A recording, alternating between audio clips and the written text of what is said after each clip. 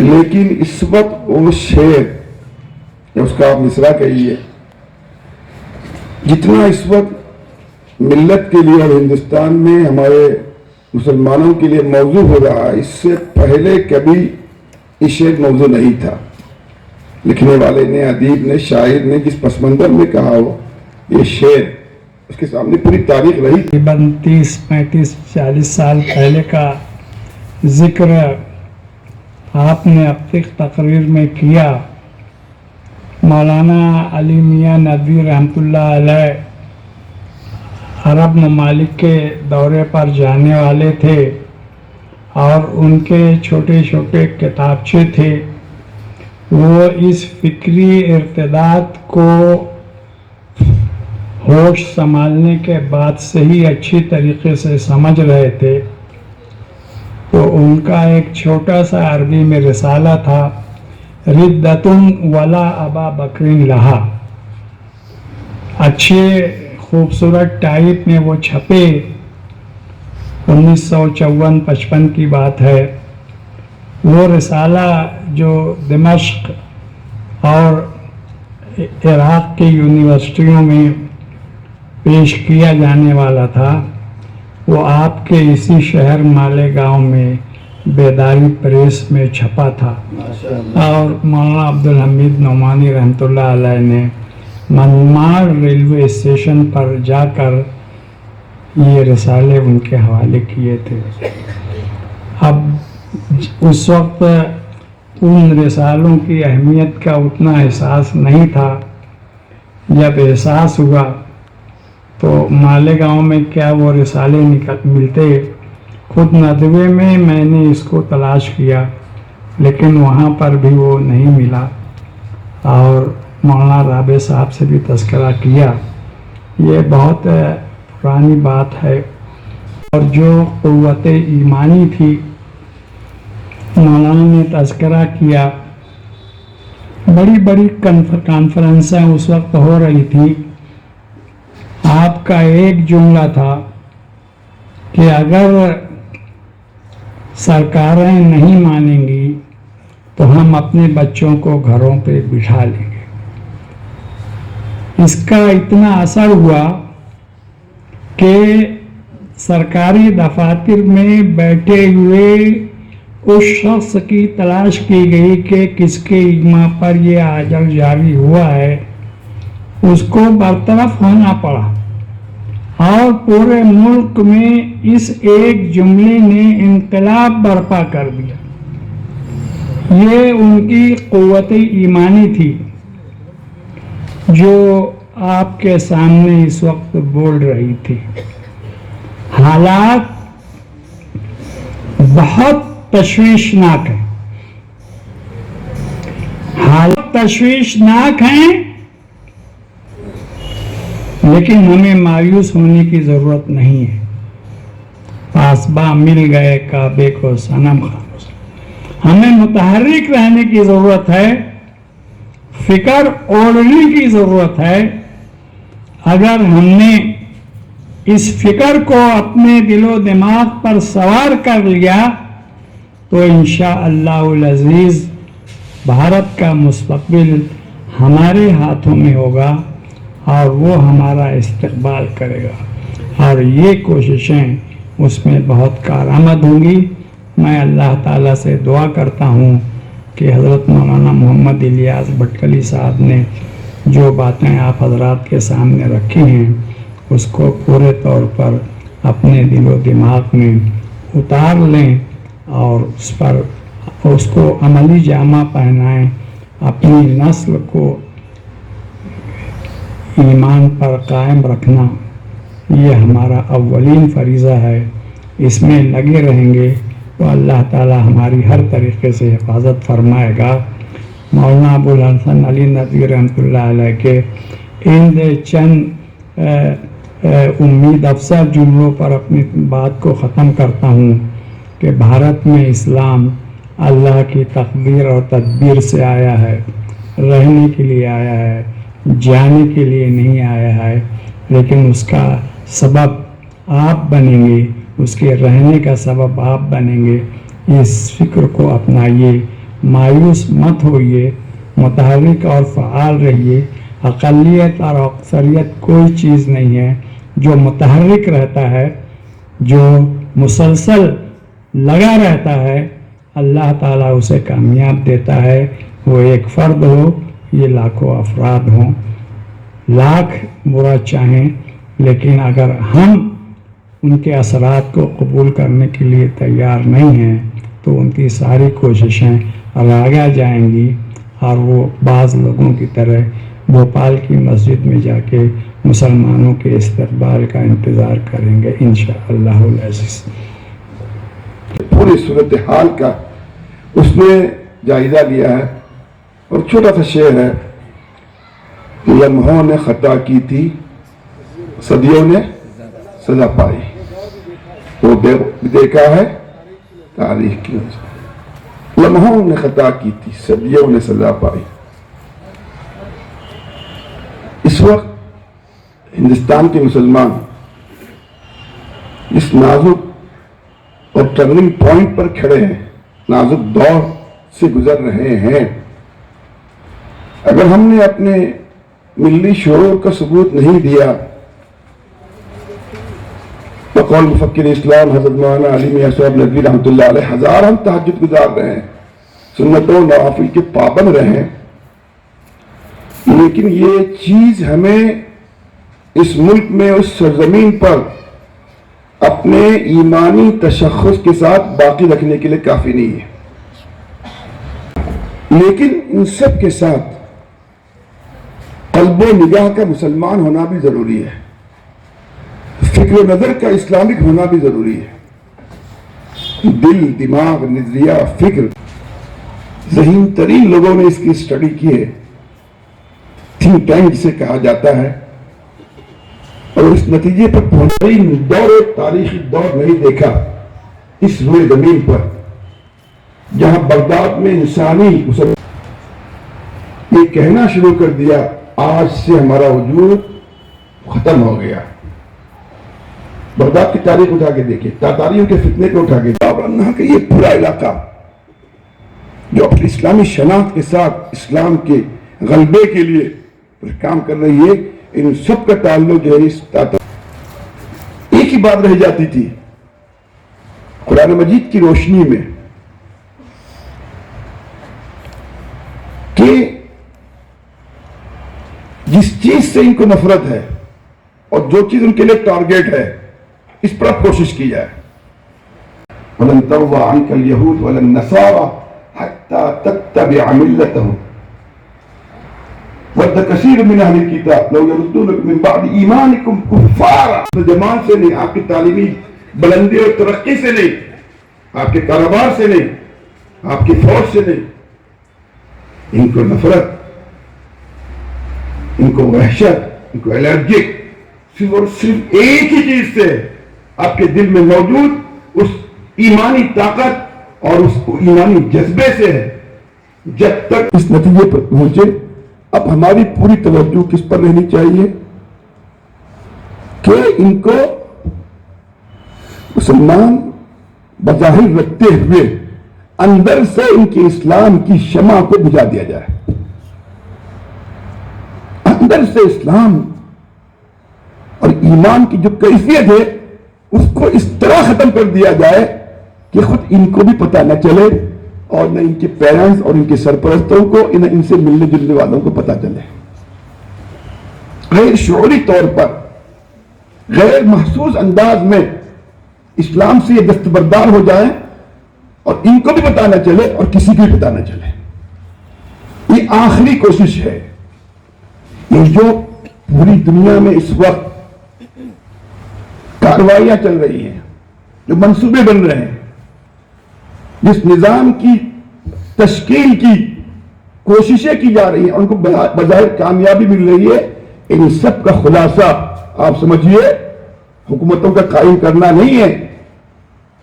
आलमी निजाम के कायम करने का मकसद किसी एक हुकूमत के हाथ में पूरी हुकूमतों का देना नहीं है।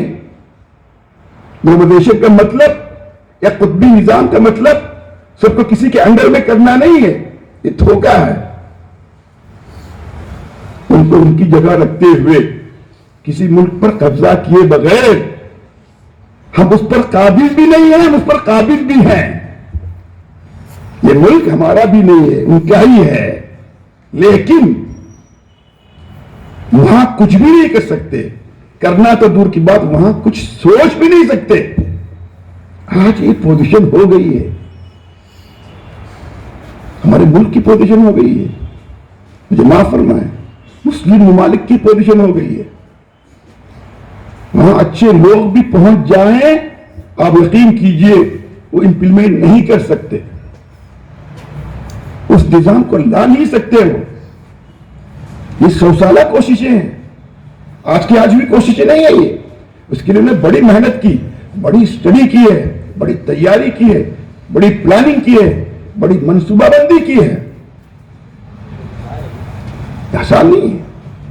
ان کو 100 سال لگے ہیں.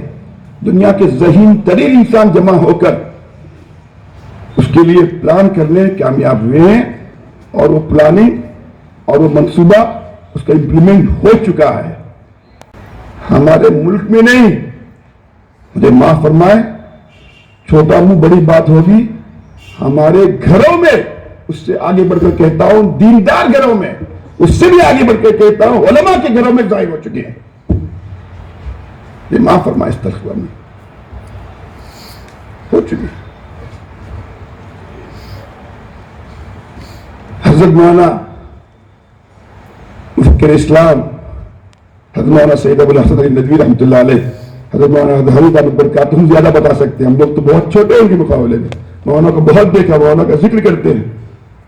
جنہوں نے ان کو دیکھا ہے وہ بتا سکتے ہیں کہ اسلامی فکر میں ان کا کوئی صدی میں کم از کم ثانی نہیں تھا. جس نے ان کو مفکر اسلام کا خطاب دیا، میں کہوں گا وہ خود ایک مفکر اسلام تھا. حضرت تھانوی کے تعلق سے ایک دفعہ بات کرنے کا موقع ملا دارالعلوم دیوبند میں، 1.5 سال پہلے کی بات ہے. حضرت تھانوی رحمۃ اللہ ایک جمعیت کی طرف سے دارالعلوم میں صدیق ہال کے باہر پروگرام تھے. 1 سال پہلے مولانا محمود مدنی صاحب نے فکری ارتداد پہ رکھا تھا، ہم لوگوں کو بلایا تھا. میں نے وہاں بھی یہ بات کہی تھی، آج بھی کہتا ہوں، پہلے زمانے میں خطابات سوچ سمجھ کے نہیں، یہ سوچ رہے ہیں پوری دنیا مل کر ذہنی اور فکری اتفاق کے ساتھ خطاب دیتی تھی. آج مفکر اسلام اتنا سستا ہو گیا، جس کو ٹھیک سے قرآن مجید پڑھنا نہیں آتا وہ مفکر اسلام ہو گیا.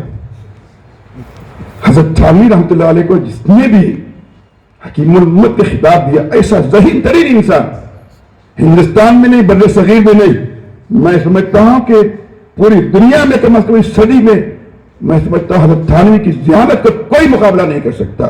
جس نے حضرت تھانوی کو حکیم الامت کہا ہے وہ خود بھی حکیم الامت ہے. یہ ہے حضرت مولانا علی مرزا رحمۃ اللہ علیہ کی فکر. حضرت مولانا کی جو سوچ تھی، یہاں بہت سارے لوگ ہوں گے ہمارے حضرت مولانا سے ملنے والے. حضرت مولانا ایک آنکھ سے معذور تھے، ایک آنکھ سے بالکل. ایک موقع ایسا تھا سالوں تک حضرت مولانا دیکھ نہیں پاتے تھے. کھو گئی لیکن بصیرت تو سلامت ہے. آج سے 50 سال پہلے، 19 صدی پہلے،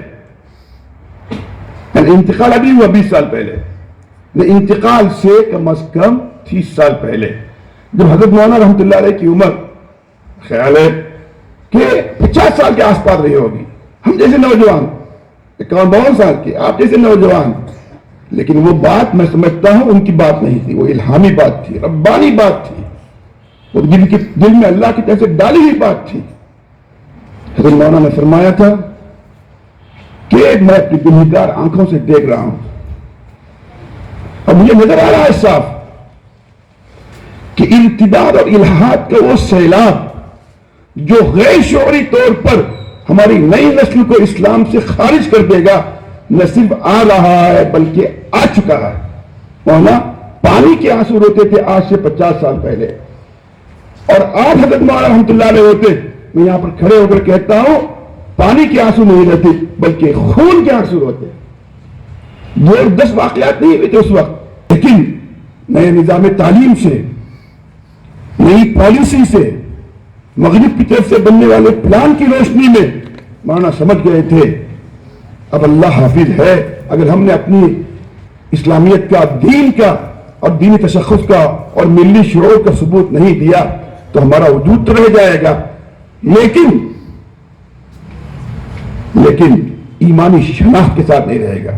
کیونکہ شرک بھی کر کے اس کو گناہ نہیں سمجھ رہا ہے تو اس کا علاج نہیں ہوگا, وہ خود بھی متوجہ نہیں ہوگا, اس کے آس پاس ساتھ رہنے والے متوجہ نہیں ہوں گے. آج کا سب سے بڑا المیہ یہ ہے, اس سے بڑا المیہ کیا ہے مجھے معاف فرمائے, اس سے بڑا المیہ باتوں کے مخاطب کیونکہ ہم خود بن رہے ہیں اس لیے میں آپ سے معذرت کر رہا. بے دینی بے دین گھرانوں میں آتی تھی, آج بے دینی نہیں الحاد دیندار گھرانوں میں آ رہا ہے. دیندار گھرانوں میں, تہجد گزار گھروں میں, دعوت سے وابستہ لوگوں میں, علماء کی نسلوں میں آ رہا ہے. اور افسوس بات کا المیہ ہے, نہ علماء کو احساس ہے نہ دیندار گھرانے کو احساس ہے کہ اس کے بچے جس گھر میں اس کے ساتھ رہ رہے ہیں وہ ایمان سے نکل چکے ہیں.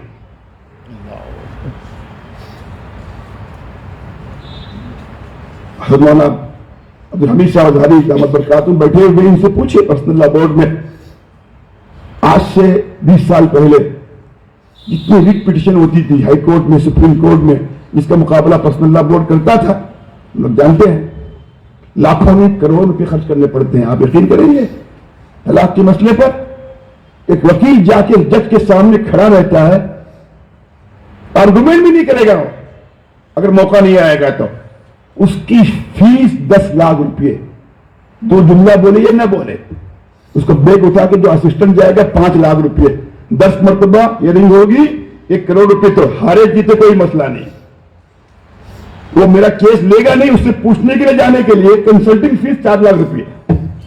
کتنے کروڑ روپے خرچ ہوتے ہیں آپ سوچئے. خیر جانے دیجیے کوئی بات نہیں, لیکن اس سے پہلے جتنی مسائل گئے, جتنی ریٹ پٹیشن داخل ہوئی آج سے 15 سال پہلے, 20 سال پہلے, 25 سال پہلے پورے غیر مسلم بھائیوں کی طرف سے تھی.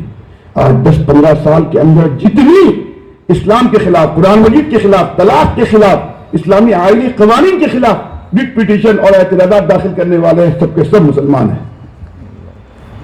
احمد ہے, محمد ہے, الرحمان ہے, فاطمہ ہے, عائشہ ہے, ختیجہ ہے, اپنی ہے, گھر کی ہے, بچی ہے. جتنا اچھا ہے اس وقت بھی گئی گزری حالت میں جو ہمارا ملک جانے کا موقع ملتا ہے, دنیا کے اکثر نہیں تو کم از کم بہت سارے ملکوں میں جانے کا موقع ملتا ہے. ایک دفعہ میں جاتا ہوں, کوشش کرتا ہوں کہ ایک ہی ٹکٹ کے اندر 3-4 ملک آتے جاتے جتنے ملک مل جائیں. کبھی افریقہ جانا ہوتا 5 ملک, کبھی جاپان جانا ہوتا, راستے میں جتنے ملے, چائنا ملے, ملیشیا میں, سنگاپور, تھائی لینڈ ملے. عربی ممالک ہیں, اردو ہے, مصر ہے, جہاں بھی جانا ہوا. میں آپ سے کہتا ہوں اس گئی گزری حالت میں بھی ہمارا ملک, ہندوستان کا ملک, کسی عربی مسلم ملک سے بھی اچھا ہے, اتنا اچھا ہے. آج بھی یہاں کے لوگ ماشاءاللہ میں کہتا ہوں 99.9%, اور وہ بھی 1.1% جو لوگ بھی ہیں وہ غلط فہمی میں ہیں. وہ آج بھی ان کی صحیح ذہن سازی ہوگی, ہم سے بڑھ کر وہ وکیل اور دائی بن کر میدان میں آئیں گے. آپ یاد رکھیے, آج بھی ہمارا ملک الحمدللہ اتنا اچھا ہے. ان کو سمجھانے کی ضرورت ہے, ان کو بتانے کی ضرورت ہے. وہ ہمارا قصور ہے, وہ ظالم نہیں ہے. ظالم میں اور آپ, دنیا چاہے ہمیں مظلوم کہے لیکن ہم مظلوم نہیں, دنیا چاہے انہیں ظالم کہے لیکن وہ ظالم نہیں. ظالم ہم ہیں, مظلوم وہ ہے. اللہ کا پیغام, دین کی دعوت ہم نے ان تک نہیں پہنچائی. جس دن پہنچ جائے گی ان کے سمجھ میں اللہ ڈال دیں گے, ہم سے بڑھ کر انشاءاللہ تاتاریوں سے بڑھ کر دائی اور مبلغ بن کے سامنے آئیں گے. تو آج یہ حال ہے. انگریز گئے, لوگ کہتے ہیں انگریز حکمرانی کرنے کے لیے آئے تھے. میں کہتا ہوں بلکہ ہمارے بڑے کہتے ہیں, میں اس کو نقل کرتا ہوں, انگریز حکمرانی کرنے کے لیے نہیں آئے تھے. انگریز جس وقت ہندوستان کو چھوڑ کر گئے وہ کوئی کمزور نہیں تھے کہ مانا ایسی پوزیشن ان کے خلاف نہیں تھی برطانیہ کی, برٹش گورنمنٹ کی. وہ چاہے تو 10-20 سال رہ سکتے تھے. وہ جس مشن کے لیے آئے تھے اس مشن میں کامیاب ہو گئے, اس لیے چلے گئے. ہم خوش ہو گئے, ہم نے ان کو بھگا دیا. ہم ان کو نہیں بھگاتے, بھاگ جاتے. چلے والے تھے وہ. انگریز گیا لیکن انگریزیت نہیں گئی. مغرب گیا لیکن مغربیت نہیں گئی. ان کی تہذیب نہیں گئی. آج انہی کو فالو کر رہے ہیں. جوڈیشری کے اندر, تعلیم کے اندر, کلچر کے اندر, سویلائزیشن کے اندر جو وہ دے گئے اسی کو ہم فالو کریں, اسی کو امپلیمنٹ کر رہے ہیں. ماں ہے, اس کا خاتمہ ہے, اس کا خلاصہ ہے, امپلیمنٹ کا آخری نقطہ ہے. یہ آپ سمجھ لیجیے. اس تعلیمی پالیسی سے ایک تعلیمی پالیسی وہ تھی جو 64 یا 65 کے آس پاس بنی تھی. ہمارے یہاں 10-10 سال میں 10 سالہ منصوبہ بنتا ہے, 10 ایئرس پلانس کہتے ہیں. ہمارے یہاں رہے, اب بنتے نہیں بنتے وہ الگ بات ہے. ہمیشہ اس 10 سال کے ہم زراعت کو ہم فوکس کریں گے, اس 10 سال کے اندر انڈسٹری کو کریں گے, اس 10 سال کے اندر ہم تعلیم کو کریں گے. نہرو نے پلان بنایا تھا 10 سالہ 5 سالہ منصوبہ, لیکن تعلیم کے سلسلے میں 20-25 سال میں ایک پالیسی بنتی گئی. نہرو کے زمانے میں بنی, اس کے بعد لاجو کے زمانے کے اندر بنی. دونوں پالیسیاں اس کے بعد 2020 کے اندر بنی ہیں. زمین و آسمان کا نہیں, بلکہ آپ کہیے زمین اور آسمان کا فرق ہے. بنیاد میں بھی فرق ہے, اور اس کو امپلیمنٹ کرنے کے لیے جن سورسز کی بات کہی گئی اس میں بھی فرق ہے, اور ہدف کے اندر بھی فرق ہے. اس تعلیمی پالیسی کا مقصد واقعی تعلیم کی ترویج اور ترقی تھی.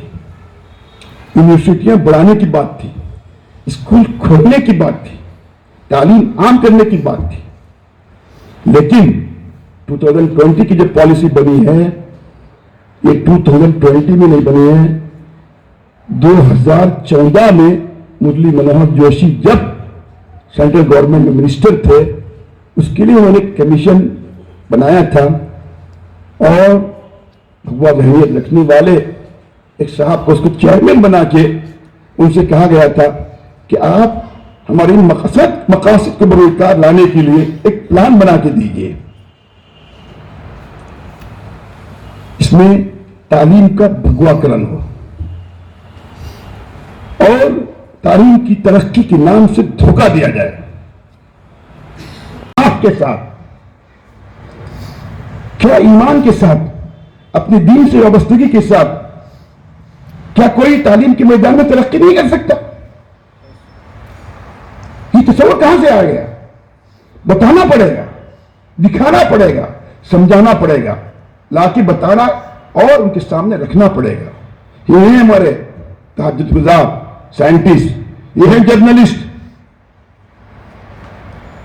یہ ہیں ہمارے انٹلیکچوئل, یہ ہمارے گریجویٹ, یہ ہمارے آئی ٹی کے لوگ, یہ ہے ہمارے آئی ٹی کے لوگ. سیکولر ہونا, لبرل ہونا, کیا اس کے بغیر ہم جو ہے ترقی نہیں کر سکتے؟ مجھے معاف فرمائیں, دین کی شناخت کے ساتھ ملک کی جتنی خدمت کر سکتا ہے وہ دین کی شناخت کے بغیر نہیں کر سکتا. وہ وقت ضائع نہیں کرے گا, وہ دھوکہ نہیں دے گا, وہ وقت کی بات نہیں آئے گا. آپ ترغیب دیجئے, آپ اپنے مذہب کے ساتھ ہماری ملک کی خدمت کیجئے تو آپ کو فائدہ ہوگا. چور نہیں نکلے گا, ڈاکو نہیں نکلے گا, چاہے کس مذہب کے ساتھ کیوں نہ ہو. آپ کو یہ کہنا چاہیے, اگر آپ واقعی ترقی چاہتے ہیں, آپ واقعی تعلیمی ترقی چاہتے ہیں. خطرہ سب سے زیادہ اس وقت یہ ہے کہ اس تعلیمی پالیسی سے کہ ہمارے اپنے اسکولوں کے ساتھ, تعلیم گاہوں کے ساتھ ہم اپنی مذہبی تعلیم آزادی کے ساتھ جو دے سکتے ہیں, اور دستور کی روح سے ہمیں اس کی اجازت ہے, تو اللہ کرے وہ اجازت باقی رہے, انشاءاللہ رہے گی. کہ آپ کوئی بات نہیں, جس مذہب کا بچہ ہے اس کو مذہبی تعلیم دیجیے, 1 گھنٹہ پہلے بلائیے. تعلیم تو وہ ہونی چاہیے جو حکومت کی ہے, اس کے ساتھ دیر تک بٹھائیے, کوئی بات نہیں. سکھ بچہ ہے سکھزم کی تعلیم دیجیے کیا ہے, ہندو بچہ ہے ہندوازم کی تعلیم دیجیے, مسلم بچہ اس کی آزادی ہمیں ہے, جس کو rights of the moral education کہا جاتا ہے, ہمارے حقوق ہیں, یہ دستور کے اندر لکھا ہے, فنڈامنٹل رائٹس ہمارا یہ. لیکن ایسا محسوس ہوتا ہے کہ اس تعلیمی پالیسی کے ساتھ ہمارے لیے اس کی بھی گنجائش نہیں رہے گی, اور وہ سب سے زیادہ خطرے کی بات ہوگی. ہمارے احتجاجات کام نہیں آئیں گے, ہمارا میمورنڈم کام نہیں آئے گا, کچھ کام نہیں آئے گا. بچے کو تعلیم گاہ میں بھیجنے سے پہلے یہ ہم کو مجبور کیا جائے گا کہ سرکار کی دی ہوئی تعلیم ہی آپ پڑھائیں, جو کہیں ہم پڑھائیں, کوئی بات نہیں, لیکن مکتب اور اس کی بنیادی ایسی دینی تعلیم اس کے دل میں پیوست کر دیجئے, ایسے ہزاروں نے لاکھوں بل بھی آئیں, اسلام کے تعلق سے اس کے قدم نہ ڈگمگائیں. اس کا ایک ہی حل ہے, مکاتب کے نظام کو بچہ گھر میں ایسی دینی تعلیم مضبوط سے, عقیدے کی تعلیم, اللہ کی تعلیم, اللہ کے رسول کی تعلیم ایسی مضبوطی سے اس کو دی جائے, ایسی پختہ اور مستحکم دی جائے, کہیں بھی جائے, یورپ کے ایوانوں میں جائے, مغرب کی جو ہے پارلیمانوں میں بھی جائے, لیکن وہ دین کے سلسلے میں کوئی سودا کرنے کے لیے تیار نہ ہو. ایک ہی حل ہے, لیکن اس کے لیے ہمیں کیا کرنا پڑے گا, روایتی مکاتب کے نظام سے ہٹ کر اٹریکٹیو نظام قائم کرنا پڑے گا. مکاتب کا, بنیادی دینی تعلیم کا, اس کے لیے سوچنا پڑے گا, اس کے لیے پلان بنانا پڑے گا. اپنی جگہ رہتے ہوئے ہم اپنے گھروں سے, ان کی پیرنٹس کی مدد سے اب آئے ہیں, نئی جو چیزیں آئی ہیں اس کو اختیار کرتے ہوئے آن لائن ڈیجیٹل ایجوکیشن کے ساتھ, ڈپلوما کورس کے ساتھ, اس طرح کے نئے نئے نظام بنا کر ہر اس بچی کو جس نے مدرسے کا منہ نہیں دیکھا, جو برقع نہیں پہنتی, لیکن ایمان کے سلسلے میں وہ اتنی مضبوط ہو جائے, عقیدہ اس کا اتنا مضبوط ہو جائے, سب کچھ کھونے کے لیے تیار ہو, لیکن وہ جان دینے کے لیے تیار ہو, ایمان کھونے کے لیے تیار نہ ہو. ایسا ہو سکتا ہے, ایسی نظام, ایسا پلان, ایسا منصوبہ بنایا جا سکتا ہے, ایسی کوششیں کی جا رہی ہیں. میں کہوں گا ہمیں بھی آج سے اس کی فکر کرنی چاہیے, مطمئن نہیں ہونا چاہیے کہ ہمارا بچہ مشنری اسکول میں پڑھ رہا ہے لیکن گھر میں آ کے قرآن مجید ٹیوشن بھی جاتا ہے, ٹھیک ہے, صبح کو زہر کھاتا ہے, شام کو آ کے اس کی دوا بھی پیتا ہے. زہر تو اپنا اثر دکھائے گا.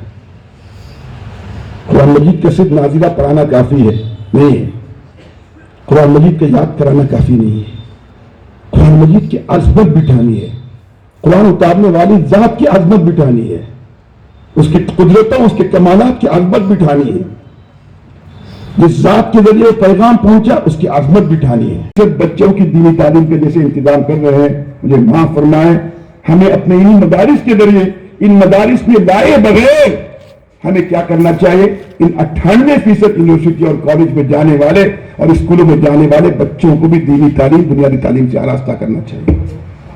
اس کے لیے Sunday classes, vocational classes, online تعلیم.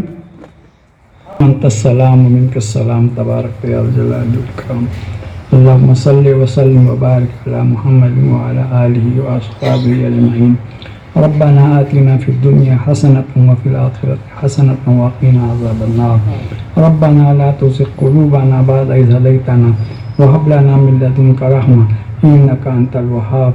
یا اللہ, اس مجلس میں جو باتیں حضرت مولانا الیاس پٹکلی صاحب نے فرمائی ہیں وہ حاضرین کے دل و دماغ میں اتار دے اور عملی جمع پہنانے کی انہیں توفیق عطا فرما.